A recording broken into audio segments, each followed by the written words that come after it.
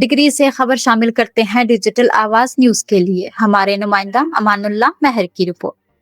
غزہ پر جاری 2 سالہ اسرائیلی جارحیت اور فلسطینیوں کی نسل کشی کے خلاف جماعت اسلامی کی جانب سے منگل کو ضلع ہیڈ کوارٹر میں غزہ جہاد مارچ کا انعقاد کیا گیا۔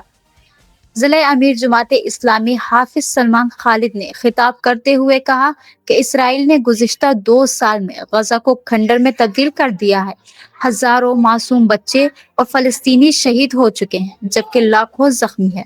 انہوں نے کہا کہ بدترین بربریت اور مظالم کے باوجود فلسطینیوں اور حماس کے حوصلے پست نہیں کیے جا سکے۔ حافظ سلمان خالد نے مزید کہا کہ اسرائیل اپنے بقیہ یرغمالوں کو رہا کروانے کے لیے دنیا کو بلیک میل کر کے حماس پر دباؤ ڈالنا چاہتا ہے۔ انہوں نے کہا کہ حماس کے مجاہدین نے ثابت کیا کہ ایمان، اتحاد اور بہادری سے دنیا کی ہر ٹیکنالوجی اور ظالمانہ طاقت کو ناکام بنایا جا سکتا ہے۔ ریلی میں جماعت اسلامی کے رہنماؤں شکیل احمد فہیم، حاجی نور الہی مغل اور ظفر اقبال مجاہد نے بھی خطاب کیا۔ شرکا نے شہر کی مختلف شاہراہوں پر مارچ کیا اور امریکہ، اسرائیلی مرد آباد، فلسطینیوں سے ہمارا رشتہ، لا الہ الا اللہ، لبیک یا اقصی، لبیک یا غزہ جیسے فلک شگاف نعرے لگائے۔ اس موقع پر شہریوں کے جوش و جذبہ قابل دید تھا۔